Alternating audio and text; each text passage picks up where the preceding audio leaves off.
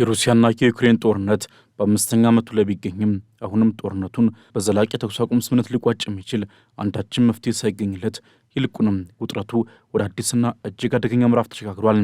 የዩክሬኑ ፕሬዝዳንት ቮሎዲሚር ዜሌንስኪ በሩሲያ ላይ ከፍተኛ ስትራቴጂካዊ ጫና ለማሳደር ያለመ አዲስ የ40 ቀናት ልዩ ዘመቻ ማዘዛቸው የዓለምን ትኩረት ወደ ምስራቅ አውሮፓ በድጋሚ እንዲያርፍ አድርጎታል።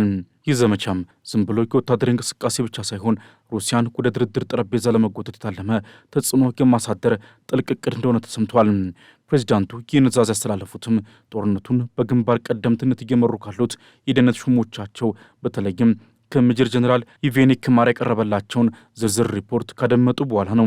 ሪፖርቱ በሩሲያ ስልታዊ ኢላማዎች ላይ ስለሚፈጸሙ ጥቃቶች፣ ስለ መካከለኛና ረጅም ርቀት የሚሳይል አቅሞች እንዲሁም ስለ ዩክሬን የደህንነት ተቋማት አፈጻጸም የሚያብራራ ነበረ። የዩክሬን የደህንነት ተቋማት በተለይም ደግሞ የልዩ ኃይል ቡድኑ አልፋ የተሰኘው ክንፍ በጦርነቱ የፊተኛው መስመር ላይ ድሮኖችን በመጠቀም እያደረጉት ያለው ግስጋሴ ለኪየቭ ትልቅ ተስፋን ሰጥቷል። እነዚህ ኃይሎች በሩሲያ ወታደራዊ አባላትና ቁሳቁሶች ላይ የሚሰነዝሩት ጥቃት እጅግ ውጤታማ መሆኑን ዜሌንስኪ ገልጸዋል። ይህ አዲሱ የ40 ቀናት ዘመቻም ዩክሬን ባለፉት ወራት ስታከናውን የቆየችውን የመከላከልና የማጥቃት እርምጃ ይበልጥ በማጠናከር ሩሲያን በኢኮኖሚና በወታደራዊ መስክ አቅም ለማሳጣት ያለመ ነው ተብሏል።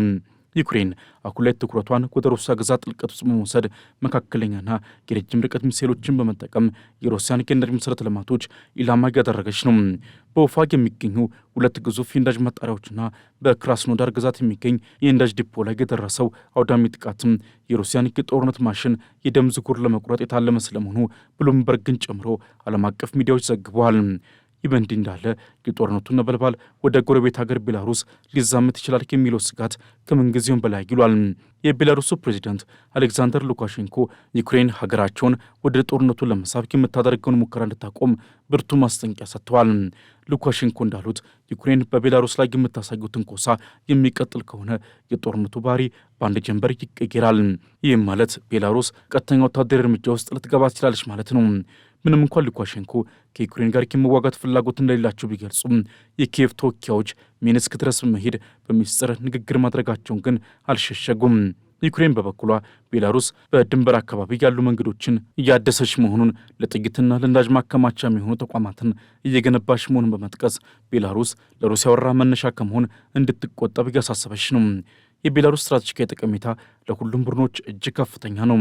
ሀገሪቱ ከሩሲያ ከዩክሬንና ከሶስት የኔቶ አባል ሀገራት ጋር ድንበር ትጋራለች። አሜሪካ ከዓመታት መገለል በኋላ ባሳለፍነው ዓመት ከሉካሼንኮ ጋር ዳግም ግንኙነት መጀመሯና የፖለቲካ እስረኞች እንዲለቁ ግፊት ማድረጓ ቤላሩስን ከሩሲያ ጉያ ለማውጣት የተደረገ ሙከራ ቢመስልም ተንታኞች ግን ቤላሩስ በሩሲያ ላይ ካላት ከፍተኛ ጥገኝነት አንጻር ይህ ይሳካል ብለው አያምኑም።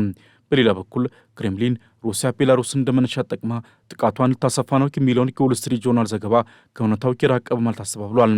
የክሬምሊን ቃል አቀባይ ድሚትሪ ፔስኮቭ ቤላሩስ የሩሲያ የቅርብ አጋር መሆኗን ገልጸው በሁለቱ ሀገራት መካከል ያለው ወታደራዊ ትብብር ተጠናክሮ እንደሚቀጥል አረጋግጠዋል።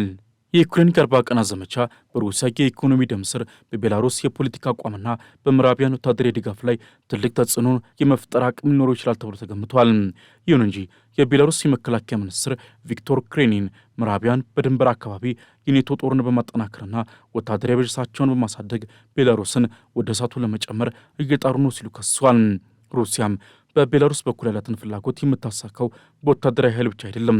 ይልቁንም የቤላሩስ የነዳጅ ማጣሪያዎች ለሩሲያ የነዳጅ አቅርቦት ወሳኝ ምሰሶች ናቸው።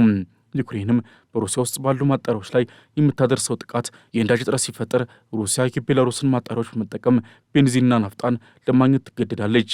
ይህ ደግሞ በሁለቱ ሀገራት መካከል ያለውን የኢኮኖሚና ወታደራዊ ትስስር ይበልጥ ያጠነክረዋል። ወደ ባህር ላይ ስንሸጋገር ደግሞ ፈረንሳይ በሩሲያ ላይ የምታደርገውን ጫና ወደ አዲስ ደረጃ አሸጋግራለች። የፈረንሳይ ባህር ኃይል የጥላ መርከብ ተብሎ ከሚጠራውና የሩሲያ ነዳጅ በማጓጓዝ ማዕቀብን ለመጣስ ከሚንቀሳቀሰው የንግድ መርከብ መካከል አንዱን በቁጥጥር ስር አውሏል። ዴሊቨር የተሰኘው ይህ መርከብ ከሩሲያ ፕሮሞርስክ ወደብ ተነስቶ ወደ ሲንጋፖር ሲጓዝ በሲሲሊ አቅራቢያ ነው የተጠለፈው። የፈረንሳዩ ፕሬዚደንት ኢማኑኤል ማክሮን ሩሲያ ማዕቀቦችን በመጣስ ለጦርነቱ የሚሆን ገቢ እንድታገኝ አንፈቅድም በማለት አውሮፓ በሩሲያ ላይ ያላትን ቁርጠኝነት ገልጸዋል። የሩሲያ ኤምባሲ በበኩሉ ይህንን ተግባር የባህር ላይ ውንብድና በማለት የኮነነ ሲሆን ድርጊቱ ዓለም አቀፍ ሕግን የጣሰ ነው ብሏል። መርከቡ የካሜሩን ባንዲራ ተጠቅሞ ሲንቀሳቀስ የነበረ ቢሆንም ከካሜሩን መዝገብ ቀደም ሲል የተሰረዘ መሆኑና ሀገር አልባ ሆኖ በመገኘቱ ፈረንሳይ በቁጥጥር ስር ለመዋል ሕጋዊ ምክንያት አግኝታለች። በመላው አውሮፓ እንደ አውሮፓውያን አቆጣጠር ከ2026 ጀምሮ 9 የሩሲያ የምስጢር መርከቦች በቁጥጥር ስር የዋሉ ሲሆን ይህም አውሮፓ የሩሲያን የነዳጅ ገቢ ለማድረግ የያዘችው እቅድ አካል ነው። ምንም እንኳን ሩሲያ ምርቷን ለህንድና ለቻይና በቅናሽ ዋጋ መሸጧን ብትቀጥልም የአውሮፓ ሀገራት ግን በባልቲክ ባህር፣ በእንግሊዝ የባህር ወሽመጥና በሜዲትራንያን ባህር ላይ ያላቸውን ክትትል አጠናክረው ቀጥሏል።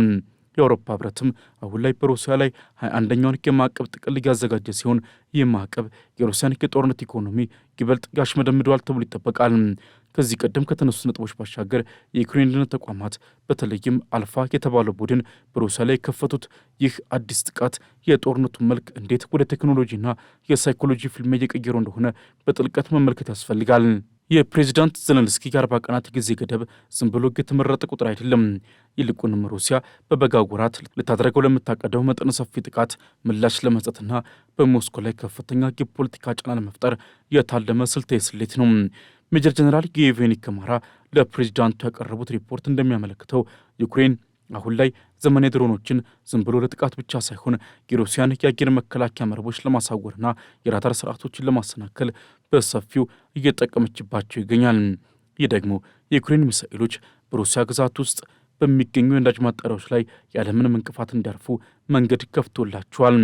በኡፋ የሚገኙትን 2 ግዙፍ የነዳጅ ማጣሪያዎች መመታት የሩሲያን የኢኮኖሚ ጥንካሬ ምን ያህል አደጋ ላይ እንደጣለው በዝርዝር ስንመለከት እነዚህ ተቋማት ለሩሲያ ጦር ኃይል ብቻ ሳይሆን ለአገሪቱ የውጭ ምንዛሬ ግኝት ዋነኛ ምንጮች መሆናቸውን እንረዳለን። ኡፋ ከዩክሬን ድንበር እጅግ ርቆ የሚገኝ ስፍራ ቢሆንም የኪየቭ ድሮኖች ግን እዚያ ድረስ ዘልቀው መግባታቸው ለክሬምሊን ትልቅ የደህንነት ስጋት ነው። የክራስኖዳር የነዳጅ ዲፖ ጥቃትን በተመሳሳይ ለጥቁር ባህር መርከቦችና ለደቡባዊ የሩሲያ ጦር ግንባር የሚያስፈልገውን የነዳጅ አቅርቦት ማስተጓጎል ሩሲያ በጦር ሜዳው ላይ ያላትን የመንቀሳቀስ አቅም የማዳከም ዓላማ አለው። ብሉምበርግ እንደዘገበው ከሆነ እነዚህ ጥቃቶች ሩሲያ በታሪኳ ለመጀመሪያ ጊዜ በባህር ላይ ነዳጅ ለማስመጣት እንድትገደድ አድርጓታል። ይህም የሩሲያ ሉዓላዊነት በዩክሬን የድሮን ጦርነት ስልት እየተሸረሸረ መሆኑን የሚያሳይ ነው። ወደ ቤላሩስ ግንባር ስንመለስ በፕሬዚዳንት ሉካሼንኮና እንዲሁም በቮሎዲሚር ዜሌንስኪ መካከል ያለው የቃላት ጦርነት ወደ ተግባራዊ እርምጃ እያመራ መሆኑን እንመለከታለን። ዜሌንስኪ በቤላሩስ ውስጥ የሚገኙትንና ለሩሲያ ድሮኖች የመረጃ ልውውጥ የሚያገለግሉትን የሲግናል ጣቢያዎች ከጥቅም ውጭ አድርጋለሁ ብለው ማስጠንቀቃቸው ጦርነቱ ወደ 3ኛ ሀገር ግዛት የመሸጋገሩ ምልክት ነው። ሉካሼንኮ ይህን ድርጊት እንደ ቀጥተኛ ጦርነት አዋጅ የሚመለከቱት ቢሆንም ዩክሬን ግን ቤላሩስ የሩሲያን ወረራ በዝምታ እየደገፈች በመሆኑ ተጠያቂ መሆን አለባት የሚል ጽኑ አቋም አላት። በቤላሩስ ድንበር አካባቢ የተገነቡ ያሉት መንገዶችና የመሰረተ ልማት ዝርጋታዎችም ሩሲያ ዳግም በቤላሩስ በኩል ዩክሬን ለመውረር እቅድ እንዳላት የሚያሳዩ በመሆናቸው ኪየቭ ይህንን አደጋ ቀድሞ ለማምከን የ40 ቀናቱን ዘመቻ እንደ መከላከያ ጋሻ ጠቀምብታለች ተብሎ ይጠበቃል። የክሬምሊን ቃል አቀባይ ድሚትሪ ፔስኮቭ ምዕራባውያን በቤላሩስ ላይ ያደረሱት ያለውን ጫና ክህደት ሲሉ ቢጠሩትም በመሬት ላይ ያለው እውነታ ግን ቤላሩስ በሩሲያ ላይ ያላት ጥገኝነት ለሕልውናዋ አስጊ የሆነ መምጣቱን የሚያሳይ ሆኗል። ሩሲያም ለቤላሩስ የምትሰጠውን የገንዘብ ድጋፍ ይቀንሳሉ ብላ መዛቷ ሉካሼንኮ ወደ ጦርነቱ ይበልጥ እንዲገቡ ለማስገደድ የተነደፈ ሴራ እንደሆነ የዎል ስትሪት ጆርናል ዘገባ ያረጋግጣል።